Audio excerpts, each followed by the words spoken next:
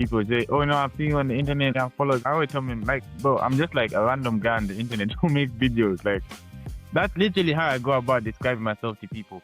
Just a random guy on the internet who makes videos, and I'm just a normal kid. You know what? We gonna, we about to take off. Yeah, you know what? We about to take off. Ladies and gentlemen, welcome to another episode of Before We Take Off. With today's guest, we're heading back to Zambia. Konrizzy is a content creator building his presence through personality-led, entertaining content.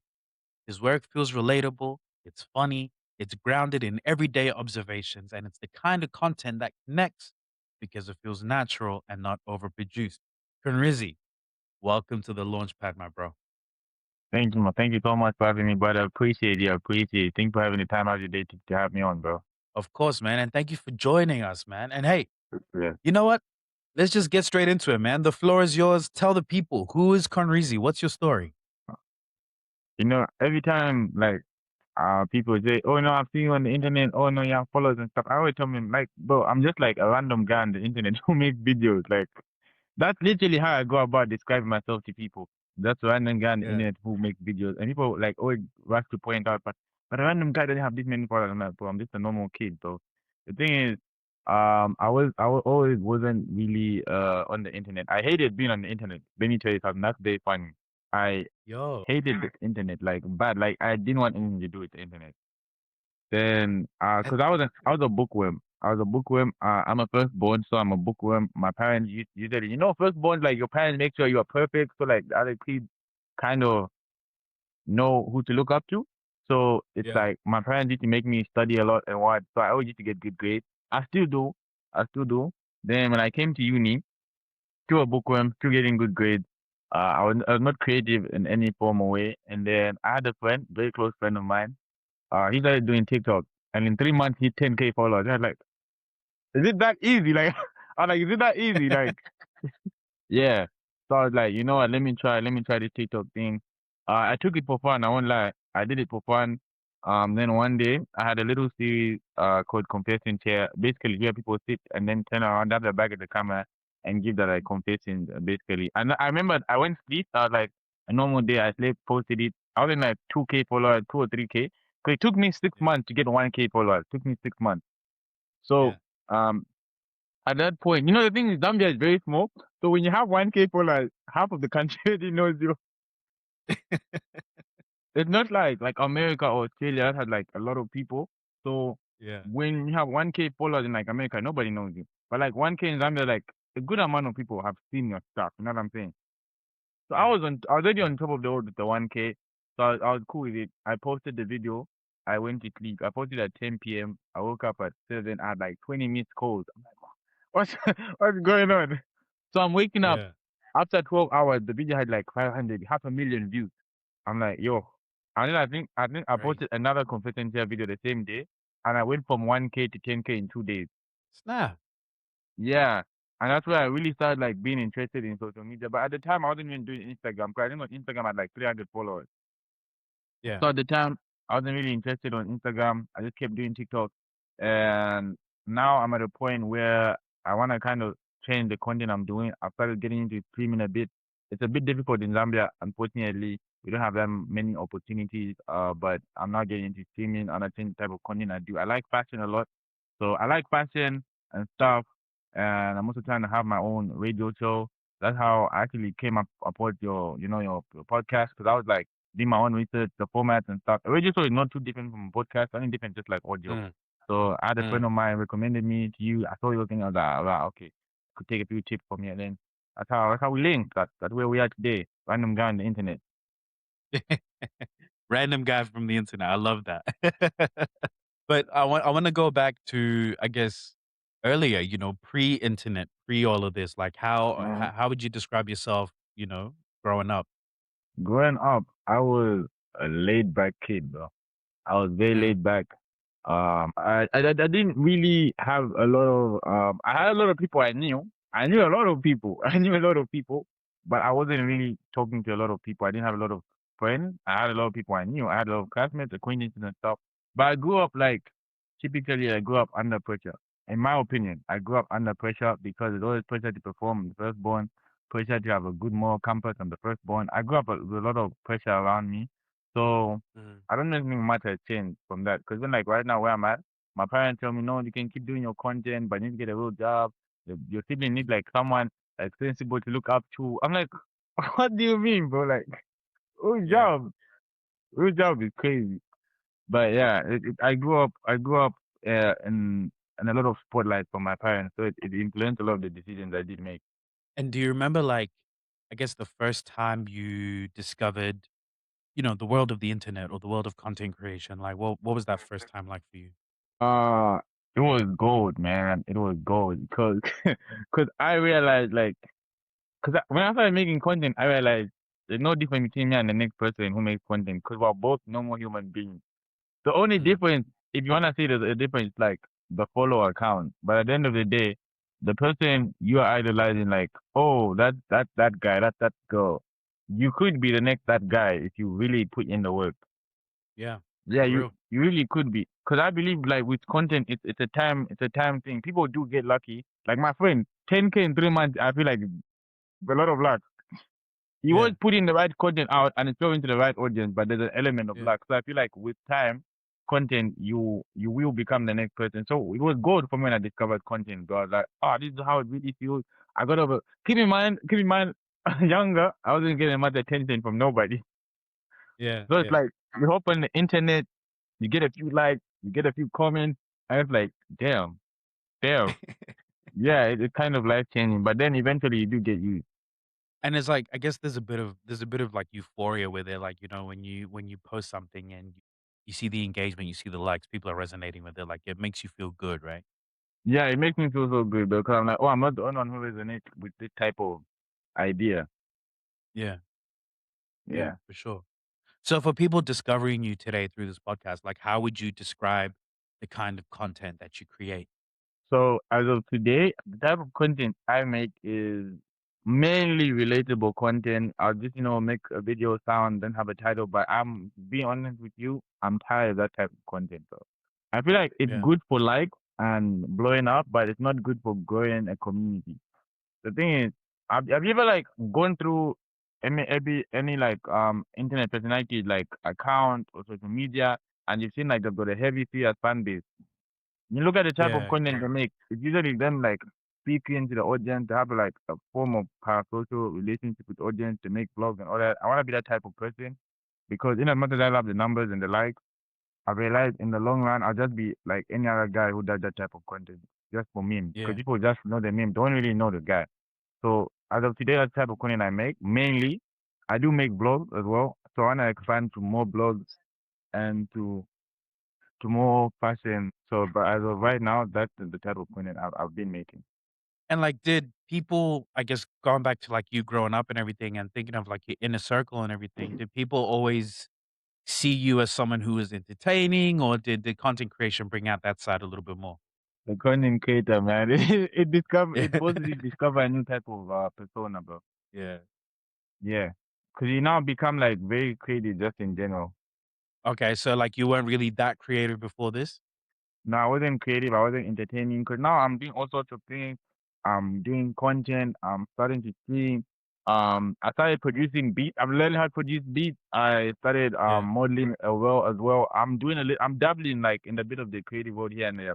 But before the content, I wasn't entertaining. I wasn't creative. Yo, that's interesting. So like, do you find that it comes out naturally, or are you a well rehearsed act? Like, what is it right now? I think it's a bit of both because I am now surrounded by a lot of people who are within the same space as me. And when I say Yeah, same space, I don't mean content. I mean creative wise. There are a lot of creative thing about Zambia is we have a lot of creatives. So I have a mm, lot of creative friends. Some do modeling, some act, some do art, content streaming. I'm surrounded with all those types of people, and that's how I found myself doing those type of things. Because now I'm experimenting here and there. Like, okay, let me try making beats. Do I like it? Let me try modeling. Let me try acting. Let me try ABCD. And now I found myself in those type of situations. yeah, yeah, yeah. Because like, I guess it feels your content, at least it feels very natural and like it's very led by your personality. So I'm surprised that you say like this is it. how you grew up in a sense. So like, yeah, I was very curious about how much of it is planned versus spontaneous. No, man, it's not planned. I just wake up one day, I'm like, hey, what am I gonna do today? Then idea comes out.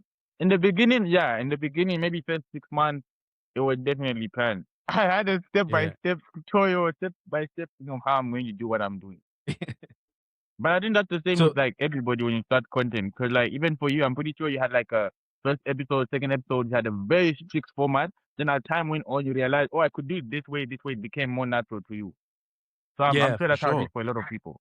100%. And like, I think that's the great thing about creating, right? Is like, it doesn't have to be very fixed. You can kind of just, once you get into it, once you start to enjoy it, once it starts to feel natural and second nature, like you'll be surprised what comes out, right? Yeah, yeah, exactly. So like for you, what was, I know you mentioned before, like your confessions videos, but like, was that the first post or like what was the first post that made you think like, okay, like people are really connecting with this? So there was an Ariana Grande challenge I had where Ariana Grande had a song.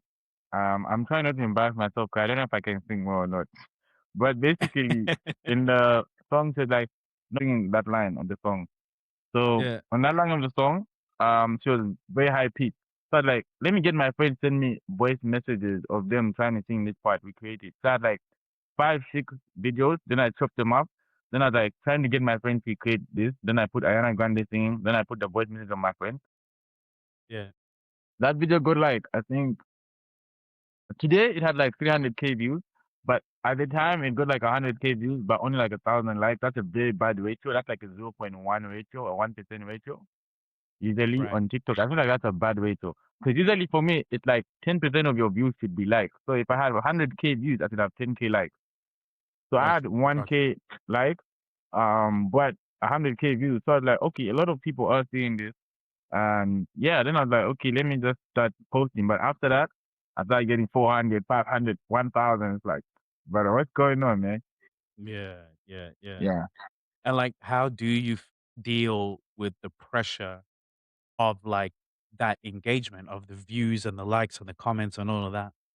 I'll be real with you. Back then, I wasn't handling it so great because my biggest issue was trying to avoid falling off, Mm, falling off. I feel like you really can't fall off if you continue making content because you're bound. Your content for me is like this, bro. So when people say you fell off, if you mm. continue, you're always bound to go back up. Bounce back. Yeah. Yeah.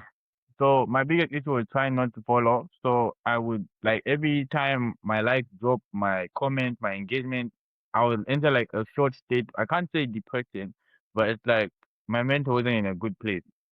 I think we've all had that feeling when we do content. Because even for you, you had an episode, it did well. Next episode, it's not doing so well. Now you're wondering what's going on. Was it the guest? Was it the Yeah. title, the thumbnail? How did I do it? Is it the person, the way I was speaking to the person? Did I not roll it out a lot? Like a lot of stuff was going in my head like Yeah. that, and I wasn't dealing really well. But now, most of the time, I just say if I like something well enough, I'll post it regardless of how it does.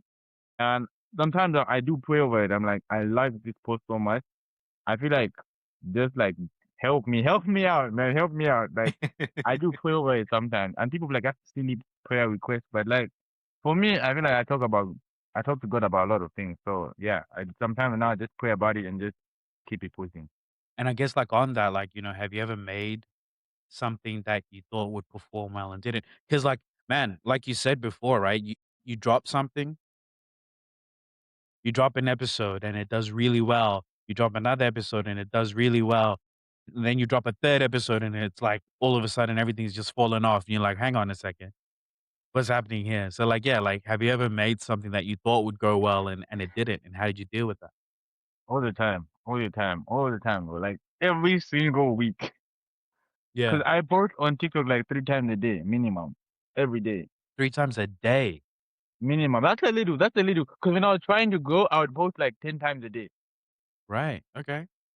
Yeah. So I feel like I post like 3 to 2 times a day minimum on TikTok every single day.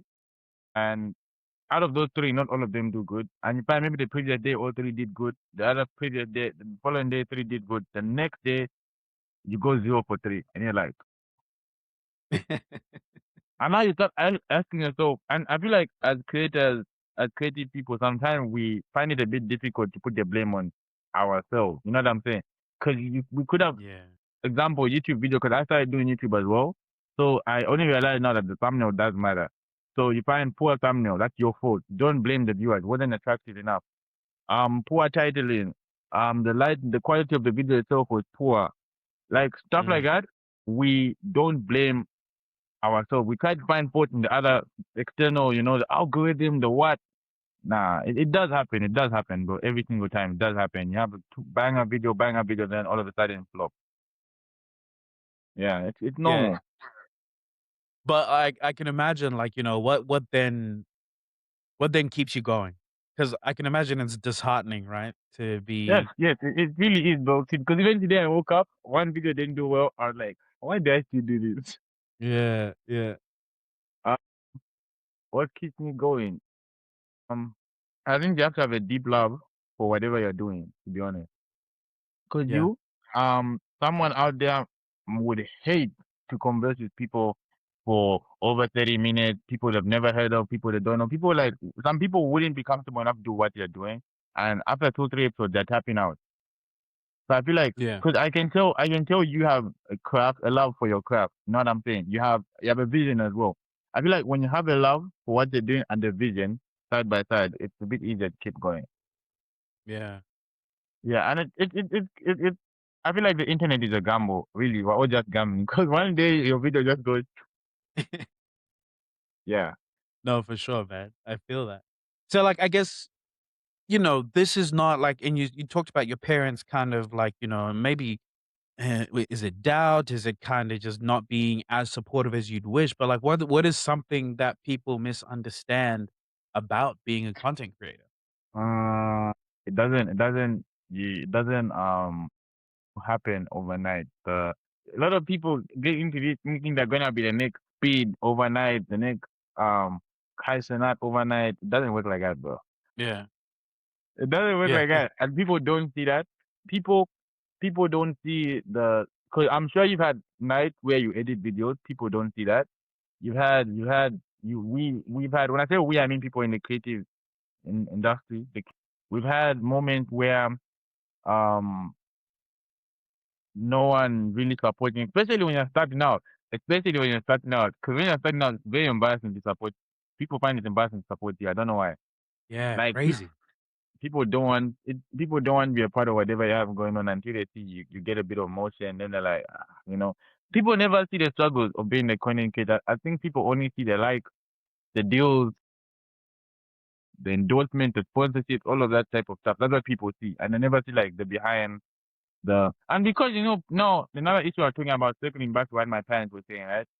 Real job. People also don't see it as a. I don't know if it's because I'm in Africa. I don't know. But people don't realize social media can change your life. And I feel like people don't see all those aspects. All they just see the glitz and the glamour and keep it pushing. Yeah, for sure. And I do want to touch on that, being an Africa thing. Like, what is the landscape like in Zambia for content creators? Like, tell me more about that. You know, I've been seeing how you promote I've been seeing how you promote the podcast, and you get like the most controversial clips or the best clips. So Hold this on one now. might be your clip. Hold on now. We talking about clips? Okay, let me mark this. Okay, go ahead. No, but in Zambia, how is it like for content creators? I'll be 100% honest with you. No one in Zambia wants to see anyone win. To be honest, I feel like we're all trying to fight for top spot, and that's why a lot of Zambians don't collab a lot, bro. You find someone at Yeah, 300K, 400K, 100K, you have 200 followers, you have 10K, you have 1K. They won't bat an eye in your direction. I feel like it's very difficult for us to come together as one and work something up. Also, sponsorship are not like SA. SA they blessed content wise because they have sponsorship. It's more open. People are more open to the idea of content. You yeah, can stream in SA in the shop. You can stream, and damn it, they did was just to record even YouTube videos. It's not an environment friendly for content. You kind of have to make things work for yourself. It's yeah, very difficult. But like we are growing though, we are growing. I can see it. I can see that we are growing. And hopefully by the time we achieve the level I'm hoping we achieve, I'm not off the internet. I can still enjoy it. Yeah, yeah, yeah.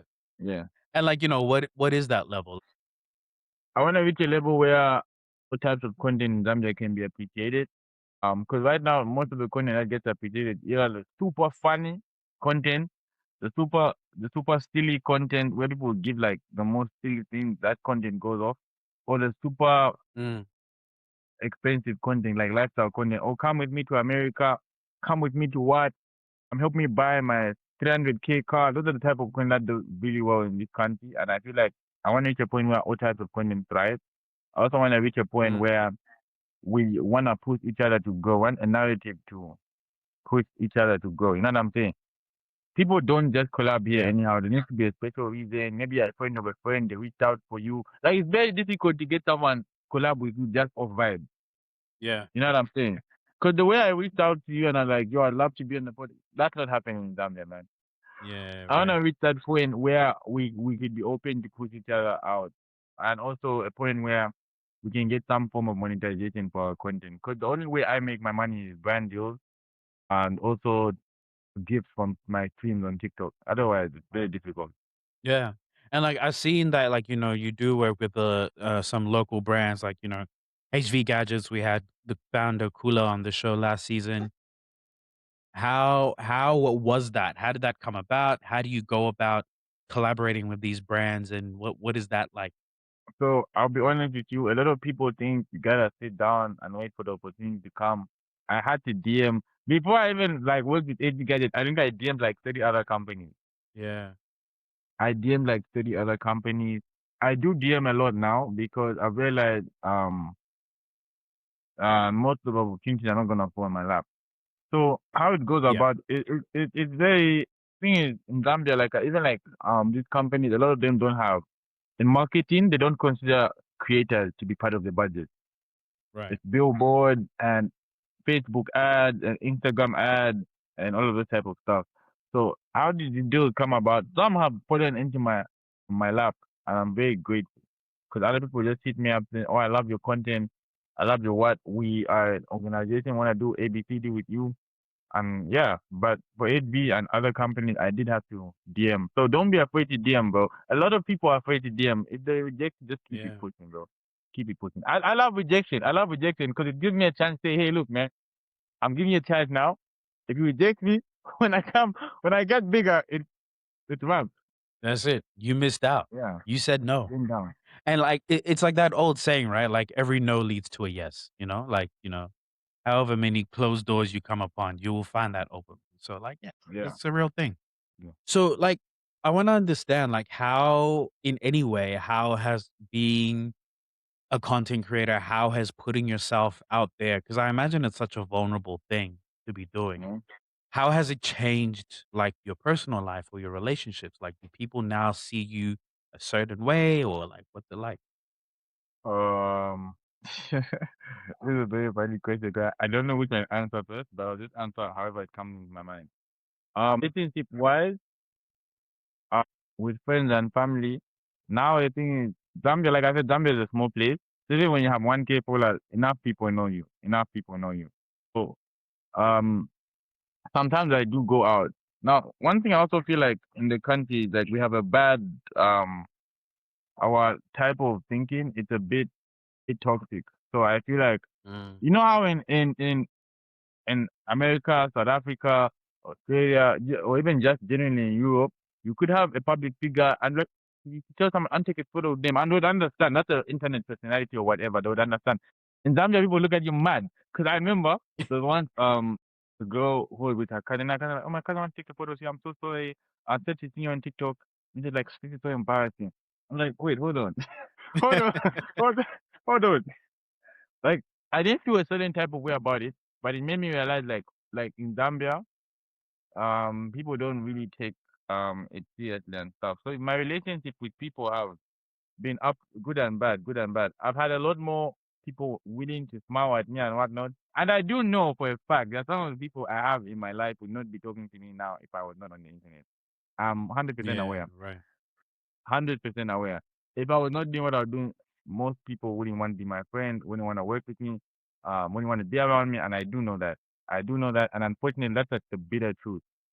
That's Yeah. the bitter truth, and I'm sure you, like us as in the industry, we're gonna find ourselves in more situations like that because that's just how it is, bro.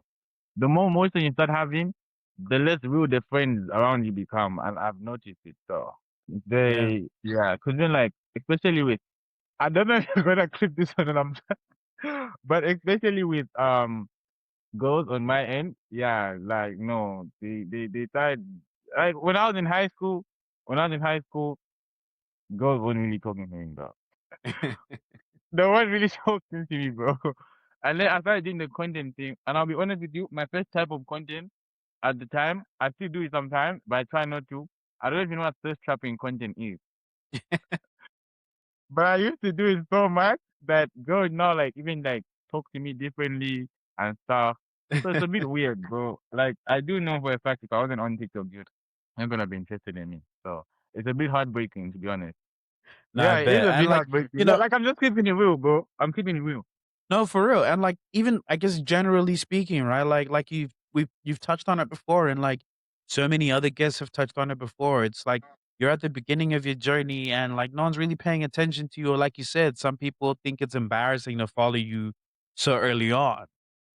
But then once it kicks off, once you, for lack of a better term, once you take off, all of a sudden everyone is ready to ride the train with you, and all of a sudden all of your friends from high school have been your friends for their whole life. You know, like it's the people Yeah, you haven't spoken to for 5, 10 years have been your best friend for forever, and it's just yeah, it's yeah, crazy how it goes like that. yeah. Crazy. So for yourself, man, like how do you see content creation? Like, is this a hobby for you? Is it a career path? Like, what is it? Um, I feel like I want to find a way to leverage my social media presence. Because I realized, given the situation I'm in a country that doesn't thrive, that content doesn't thrive off directly. You only pays off indirectly through the deals and whatnot. I want to find a way to Mhm. leverage my social media presence and make actual money out of it. Maybe that could be like owning a brand, could be selling courses, it could be charging for services. I want to make enough money off my content so I could build onto something else. So I can't say it's a job for me, it's or a hobby, but it's a means to an end. Okay, right now I do love it. I do love it. So for me, I can't treat it as a job because a job, I feel like I look at jobs that is something I don't like. So Yeah, for me, it's like a hobby I like, but I want to use it as a means to an end to a means. What am I saying? A means to an end. Sorry, I don't treat it like yeah, that. yeah, So I find a way to leverage it. So um I'm looking at ways to convert my online presence into actual like money, whether it's owning a brand, courses, business, services. Then when I get enough money off that, I can now maybe build my own company or something and we can go from there. Because at the end of the day, I'm growing something for myself and I'm still on the content side, which I would very much appreciate. yeah. If it was different though, if I was like in America, that would be my job, 100%. Right. Well, because that was gonna be my next question was like, would you ever consider the move away from Zambia if it meant like making content your career? Yes, 100%, 100%. Get me a first class ticket to Jamaica, bro. Yeah, or anywhere that content is really paying. I don't mind because I'd love to make it a job if it was my decision. Yeah, of course. Of course. Yeah. And man, like I really wanna like, you mentioned before in your intro that like, you want to move beyond content. You want to move beyond just TikTok and online and like into radio and all that. So tell me like what's the vision? What's the plan? What's the ideas? Hmm. For me, I'm into fashion, so I would love to start a fashion brand. Grow it, scale it enough. I would like to make a business of that. Preferably, I don't know where yet, in which sector, but business definitely. I don't see myself doing this for the next 10 years. I feel like I'll reach if I do, I think I'll become one of those content creators who are family oriented. Like the H Yeah. family, the White family. Yeah, yeah, yeah. Yeah, if I do continue. But I just want to enjoy my time here right now. And I want to just build an empire of the internet for me. And yeah, I would also love someday, if I had enough money, I would love to start a social media agency to actually help people secure the deals and stuff because we don't have good ones in this country. And the ones that we do, I think a lot of them you have to pay for them. You pay a ridiculous rate just to get the lowest deals. So I would like to be that guy who kind of makes content easier. I want to give the next wave of content creators what I don't have. Yeah, yeah, yeah. Pay it forward, right? So with that in mind, like who are some content creators that you look up to? Who are some of the ones who you're like, yeah, these are my people? Right now, like I explained earlier, when I did start doing content, I realized me and the next content creator are the same. So kind of, I stopped kind of having people to look up to. Like you mean in Zambia? Generally. Okay, yeah, yeah. So I started in Zambia. So I realized a lot of the people here and myself were not too different. You post content, I post content. We both don't get paid from it. We're the same guy. You know what I'm saying? So, um, for me in Zambia. But when I was younger though, there is a content creator, his name is Mick. His name is Mick. I really appreciated the way they had back in 2020, 2019, 2021. He was really balling, bro. That's the guy I looked up to when I was younger. I won't lie. If you know me, that's the truth. Outside Africa, outside Zambia, the streamer Hotshot Iron, I definitely look up to him. Which is crazy because I like the same age. Definitely Yeah, look up to him. And then I think on a global stage, Kaiser and ISO Speed definitely like what they're doing. yeah, yeah. Yeah, I, genuinely, those are like the people I kind of look up to in terms of content. yeah, I was gonna say, like, I think Kai and Speed, they've really changed the content game in terms of like, what how they started on Twitch or Kick or whatever it was. I don't know much about the Yeah, online streaming world, but like, they kind of just then took off from there and it's like it's crazy. yeah, crazy. Yeah, they really like changed the game and they kind of left a blueprint for everyone else to follow. Yeah, for sure. For sure. So if you didn't do content, like, what would your life be like? What would your day-to-day life be like? They like wake up, eat, study, eat, watch a series, sleep, all of that. So I graduate uni, get a job. With the job, hopefully I can start a business. If I can't start a business, I'm still with the job, have kids, and that's my normal life. I'll be like, if push comes to shove, my normal life is everybody's normal life. So it's not too bad, I guess. But the thing is, Yeah. I'm not comfortable with the idea of being like everybody. Okay, that's a good line. You're not comfortable with the idea of being like everybody. Tell me more. Yeah, I feel like a lot of people are comfortable with a job. Don't misquote me to anybody who is hearing this. If I do end up getting a normal job and that's my normal life, that's okay. It's normal. Nothing wrong with it. But I Yeah. just don't think I'd be happy in that type of situation. You know what I'm saying? Yeah. I want to be my own. I can't say my own boss because that sounds cliche. Everybody be saying that, but I want to do whatever I want to do. If it means I feel like booking a flight today and I have the funds, let me do it. I can't be Yeah. tied to. Keep in mind, I would work a job if it was something I'm genuinely passionate about. But I think I lost my passion for the normal career path maybe 2023, 2024. So after that, I look at them, I'm like, I would work a job, but I wouldn't be happy, bro. So I Yeah. don't, Yeah. that just looks like, for me, will not want to be like everybody else. It means I'm doing things nobody has done before, especially in this country. There's a lot of opportunity to do that. A lot of people have not done a lot of stuff in this country.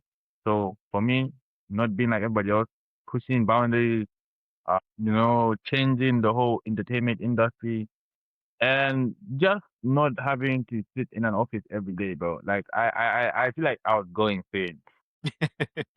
I would go insane if I got a job. Like I graduated uni, got a job. That's fine, but I don't see myself keeping that job for more than 5 years. Yeah. Yeah. Yeah, Yeah. and You which just is crazy because I know when this hops out, my mom's gonna watch it and she'll be like, "Oh, She'll be like, "Oh, so you don't want a job?" yeah," and we're gonna have some serious conversations. Hey, man, shout out to mamas though. Like they have our best interests at heart Yeah, I understand always. all of it's all love. Nah, man. Hey, man, thank you so much. It's been so good having you on the show. We're gonna pivot real quick. I ask every guest on this show the same three questions. in our rapid fire segment. The idea is you don't even think about them. I'll just spit them out at you and you answer them first thing that comes to mind. You ready? Yeah. All right, cool. What is one thing that you would do again? Definitely content. I'll definitely do it. I'll start again from zero, scratch, every Uh, moment. I'll definitely do it again. yeah, that's dope. That's dope. What's one thing you'd never do again? It's one thing I'll never do again. Take advice from somebody who is not in my shoes. Yo, Yeah, that's cause real. it's crazy, man. Cause you're doing your podcast. I'm sure I have your opinion from certain people, and you look at them like, man, no offense, but like you are doing something completely different. It's like you get the opinion of a DJ. Like, bro, we're in two different fields.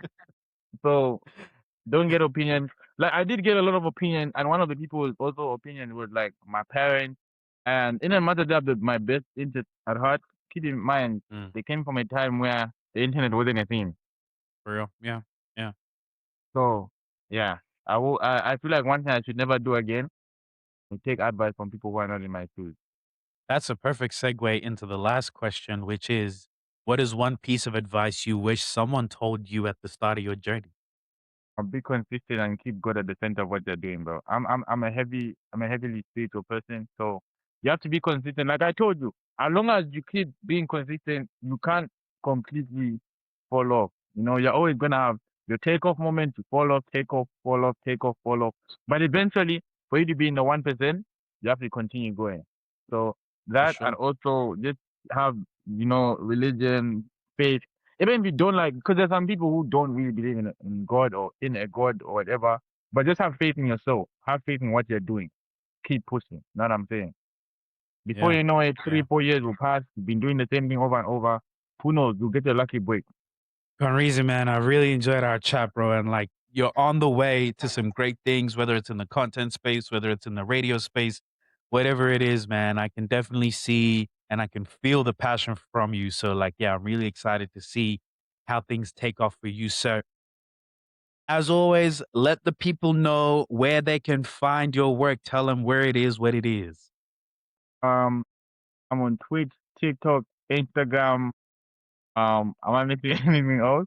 Twitch, TikTok, Instagram, any social media really. Konrizzy, KONRIZZY.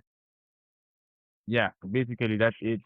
I appreciate you for having me so much, bro. I appreciate our chat. I won't lie. You're a vibe man. Obviously, I'ma keep supporting from this side of the globe. Rooting for you. Can't wait to see the episode drop, bro. Great things I are coming your way. I appreciate. see it. You seem like you know what you're doing. Very passionate guy, very consistent guy. You just came off of a busy season one, heading into season two. So you know you got your priorities straight. So you're going great places, my brother. I appreciate you having me. I appreciate that, man. We're still on the air. We're second season in. We're still on the air. So like, that's a good sign. But hey, bro, thank you. And as always, and when it comes to Konrizzy's details, make sure you check out the description. We'll post it all up there. So make sure you follow, like, subscribe, all of it. Make sure you follow along this man's journey. Konrizzy, thank you so much for joining us on the Launchpad, brother. I appreciate you, man. I appreciate you too, my brother. I'm gonna keep supporting love. Appreciate it, man. Ladies and gentlemen, that was another episode of Before We Take Off. We appreciate all of you for being here.